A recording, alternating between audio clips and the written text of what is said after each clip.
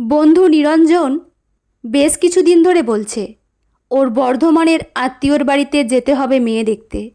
যতই তাকে বলি তুই বাড়িতে যা, মাকে গিয়ে বল, মা দেখলেই হবে, তবু নিরঞ্জন বলে বিয়ে করবি তুই আর মেয়ে দেখবে মাসিমা। ও মাসিমা দেখলে হবে না, তোকে দেখতে হবে। তাছাড়া বর্ধমানে যাব, ওখানে একদিন থাকবো, শহরটা তোর গাড়িতে করে ঘুরবো। মাসিমা গেলে সেগুলো কি হবে? দুটো দিনের জন্য গেলে অসুবিধার কি আছে? পছন্দ না হয় বিয়ে করবি না, তাই বলে একটা শনিবার দেখে যাওয়া যায় না? শেষে ভেবে দেখলাম রোজ ঘ্যানর ঘ্যানর শোনার থেকে এই শনিবারে বরং ঘুরেই আসি। বর্ধমানে তো আগে কখনো যাইনি, বেড়ানো হবে, আবার মেয়ে দেখাও হবে। আর সেই দেখাতে মেয়ে যদি পছন্দ না হয় তখন না করে দেব। বাড়িতে এসে মাকে বললাম, নিরঞ্জন খুব ধরেছে, বর্ধমানে একটা মেয়ে দেখতে যেতে হবে, খুব ভালো হয়, গাড়ি নিয়ে যাব, তখন তুমিও চলো। মেয়ে দেখে একদিন থেকে পুরনো শহরটা একটু ঘুরে দেখাও হবে। মা বললেন বাতের ব্যথাটা কদিন ধরে খুব বেড়েছে, আমি এখন যেতে পারবো না, তোরা যা। বসিরহাট থাকি। আমি প্রভাত, জেলা পরিষদে সাব অ্যাসিস্ট্যান্ট ইঞ্জিনিয়ারের পদে চাকরি করি। চাকরিটা বছর তিনেক হলো পেয়েছি। 8 বছর আগে বাবা মারা গেছেন। বাড়িতে মা, আমি আর আমার ছোট ভাই থাকি। ছোট ভাই টাকি গভর্নমেন্ট কলেজে ফার্স্ট ইয়ারে পড়ে। দুজন সংসারের কাজের লোক থাকা সত্ত্বেও মা মাঝে মাঝে বাতের ব্যথায় খুবই কষ্ট পান। তবুও খোঁড়াতে খোঁড়াতে সব কাজ মায়ের করা দরকার, কারণ নিজে হাতে না করলে মার শান্তি হয় না। এখন বেশ কিছুদিন ধরে উঠতে বসতে মা আমাকে বলছেন, প্রভাত, আমি আর পারছি না, এবার তুই একটা বিয়ে কর, সে এসে সংসারের হালটা ধরুক। শনিবার ভোরের আলো ফুটবার আগেই গাড়ি নিয়ে বেরিয়ে পড়লাম। বন্ধু নিরঞ্জনকে বারাসাত থেকে তুলে হাইওয়েতে একটা রেস্টুরেন্টে দুজনে টিফিন সেরে বেলা 12টার মধ্যে বাইপাস রাস্তা দিয়ে বর্ধমান শহরে ঢুকে নিরঞ্জনকে জিজ্ঞেস করলাম, আমি কোন দিকে যাব? সে বলল, হাতিপুকুর। বড়বাজার সিং দরজার কাছে মেসোমশাই দাঁড়িয়ে আছেন। তুই গাড়িটা একটা ফাঁকা জায়গায় দাঁড় করা, পথ চলতি কোনো লোককে জিজ্ঞাসা করে আসি। নিরঞ্জন কানে ফোন দিয়ে গাড়ি থেকে নেমে একটু পরেই ফিরে এসে বলল, এখনও 5 মিনিট চল, আমি মেসোমশাইয়ের সঙ্গে কথা বলছি, তুই গাড়ি চালা। 10 মিনিট পর সিং দরজার সামনে এলাম। দেখলাম একজন ভদ্রলোক হাত নাড়াচ্ছেন। নিরঞ্জন সঙ্গে সঙ্গে বলল, ওই যে মেসোমশাই দাঁড়িয়ে আছেন, ব্যাস, আর চিন্তা নেই। নিরঞ্জনের মেসোমশাইয়ের বাড়িতে যখন ঢুকলাম তখন 12টা 20। গাড়িটা ওনার বাড়ির মধ্যে পার্কিং করে গাড়ি থেকে ব্যাগটা নিতে যাওয়ার আগে বাড়িটার দিকে তাকাতেই দোতলার জানলার ধার থেকে একটা সুন্দর মুখ সরে গেল। কিছু সময় তাকিয়ে থাকার পরও সেই মুখের মালিককে আর দেখতে পেলাম না। ব্যাগটা বার করে গাড়ি লক করছি, সেই সময়ে নিরঞ্জন এসে বলল, দেরি করছিস কেন, চল। বাড়ির ভিতরে ঢুকলাম। নিরঞ্জন আমাকে একটা ঘরের মধ্যে নিয়ে গেল। সোফার পাশে ব্যাগটা রেখে নিরঞ্জনকে বললাম, আগে হাত ধুয়ে চোখে মুখে জল দিতে হবে। কোন দিকে যাব বল? নিরঞ্জন ঘরের সঙ্গে অ্যাটাচড ওয়াশরুমটা দেখিয়ে দিল। ওয়াশরুম থেকে বেরিয়ে দেখলাম নিরঞ্জন আর মেসোমশাই কথা বলছেন। নিরঞ্জন আমাকে দেখে বলল, প্রভাত, ইনি হচ্ছেন আমার মেসোমশাই পরিমল বসু, আর মেসোমশাই এই হচ্ছে আমার বন্ধু প্রভাত। আমি প্রণাম করতে গেলাম। পরিমলবাবু আমাকে ধরে বললেন, ঠিক আছে বাবা, বসো। আমি চেয়ারে বসতেই মিষ্টি সাজিয়ে একটা প্লেট আমার সামনে রেখে দিলেন। সম্ভবত উনি মাসিমা হবেন। নিরঞ্জন যথাসময়ে বলল, প্রভাত, ইনি হচ্ছেন আমার মাসি। আমি প্রণাম করতে যাচ্ছিলাম। উনি বললেন, খেয়ে নাও বাবা।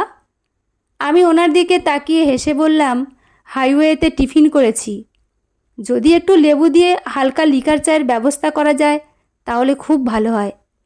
মিষ্টির প্লেটের দিকে তাকিয়ে বললাম, এসব কিছু খাবো না, প্লিজ, অনুরোধ করবেন না। মাসিমা প্লেটটা নিয়ে চলে গেলেন। আবার এসে এক গ্লাস ঠান্ডা জল আর একটা জলের বোতল দিয়ে গেলেন। জলের গ্লাসে চুমুক দিয়ে নিরঞ্জনের দিকে ইশারা করলাম। নিরঞ্জন সঙ্গে সঙ্গে পরিমলবাবুকে বলল, মেসোমশাই, আমরা দেরি করব না, আপনি এবার ব্যবস্থা করুন। পরিমলবাবু হেসে আমার দিকে তাকিয়ে বললেন, এখন তোমরা কোথায় যাবে? খাওয়া দাওয়া করে রেস্ট নাও, বিকালের দিকে মেয়েকে দেখো। দোতলার একটা ঘরে আমাদের দুপুরের শোয়া বসার ব্যবস্থা হয়েছে। বিছানা দেখে আমি সটান শুয়ে পড়লাম। হঠাৎ মনে পড়তে নিরঞ্জনকে বললাম, বাড়ির ওই দিকটা কি ভাড়া দেয়া আছে? নিরঞ্জন বলল, কই না তো, পুরোটাই মেসোমশাইরা ব্যবহার করেন। কেন? বললাম, যখন গাড়ি থেকে নামছিলাম তখন দোতলার ঘরের জানালার সামনে একটা মেয়ে দাঁড়িয়েছিল। আমি তাকাতেই সে সরে গেল। কে উনি? নিরঞ্জন কথা না বলে চুপ করে থাকল। আমি আবার বললাম, তুই যদি জানিস তাহলে বলবি তো, চুপ করে আছিস কেন? নিরঞ্জন জানলার বাইরের দিকে তাকিয়ে দীর্ঘ নিঃশ্বাস ফেলে বলল, তুই যাকে দেখেছিস সে হচ্ছে অতসী। বললাম, আমরা কি ওনাকে দেখতে এসেছি? নিরঞ্জন বলল, না, ওকে না, ওর বোনকে তুই দেখতে এসেছিস। বললাম, ওনার বিয়ে হয়ে গেছে? নিরঞ্জন কিছু না বলে চুপ করে রইল দেখে বললাম, কি হলো, চুপ করে রইলি কেন, বল, ওনার কি বিয়ে হয়ে গেছে? নিরঞ্জন না বলে কিছুক্ষণ চুপ করে থেকে বলতে লাগলো, তুই আজ যাকে এক মুহূর্তের জন্য দেখে ভুলতে পারছিস না, তাকে 8 বছর আগে কতটা দেখতে সুন্দর ছিল একবার ভেবে দেখ। উচ্চ মাধ্যমিক পাশ করে কলেজে ভর্তি হওয়ার পর থেকে ঝামেলা শুরু হলো। ওর কলেজের একটা ছেলে ওর সঙ্গে প্রেম করতে চাইতো। অতসী বরাবর আপত্তি করা সত্ত্বেও সে তার পিছন ছাড়তো না। একদিন সেই ছেলেটা অতসীর গায়ে হাত দিতে উদ্যত হয়েছিল। অতসী সেদিন সবার সামনে তাকে মেরেছিল। এই ঘটনার 1 মাস 13 দিন পর ছিল নবীন বরণ উৎসব। সেদিন ফাংশনের মাঝে সেই ছেলেটা ক্ষমা চাওয়ার নাম করে অতসীর সাথে কথা বলছিল। হঠাৎ করে কারেন্ট অফ হলে ছেলেটা অতসীর মুখ চেপে ধরে টানতে টানতে কলেজের পিছন দিকের একটা বাগানে নিয়ে গিয়ে ধর্ষণ করে। একটু পরেই কারেন্ট এসে গেলে অতসীর বন্ধুরা অতসীকে দেখতে না পেয়ে চারিদিকে যখন খোঁজাখুঁজি করতে শুরু করে, তখন ছেলেটাকে কলেজের পিছন থেকে বেরিয়ে আসতে দেখে অতসী কোথায় জিজ্ঞাসা করলে সে হাসতে থাকে আর বলতে থাকে, আমাকে মারার শোধ আমি নিয়ে নিয়েছি। ছেলেমেয়েরা ছেলেটাকে ধরে 2-4 ঘা দিয়ে অতসী কোথায় জেনে নিয়ে অতসীকে উদ্ধার করে ছেলেটাকে পুলিশের হাতে তুলে দেয়। এরপর অতসী একবার হাতের শিরা কেটে আর একবার গলায় দড়ি দিয়ে আত্মহত্যা করার চেষ্টা করেছিল।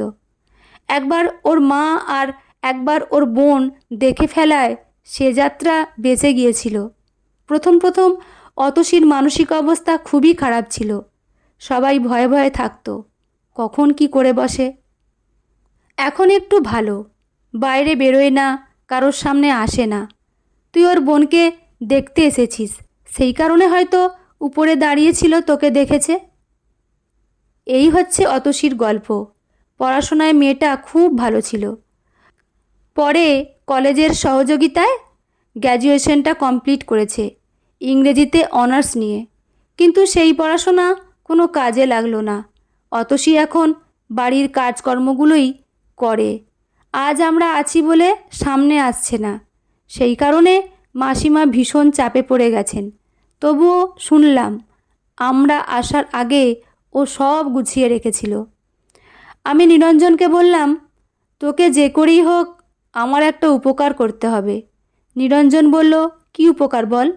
বললাম, তোকে অতসীর সঙ্গে আমার কথা বলার ব্যবস্থা করে দিতে হবে, আর আজ রাতে এখানে থাকা যায় কি না সেই ব্যবস্থাটা কর।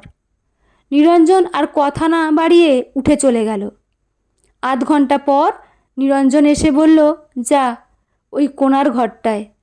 ঘরটার মধ্যে ঢুকে চারিদিকে তাকিয়ে দেখলাম সুন্দর পরিপাটি করে সমস্ত জিনিসগুলো সাজানো।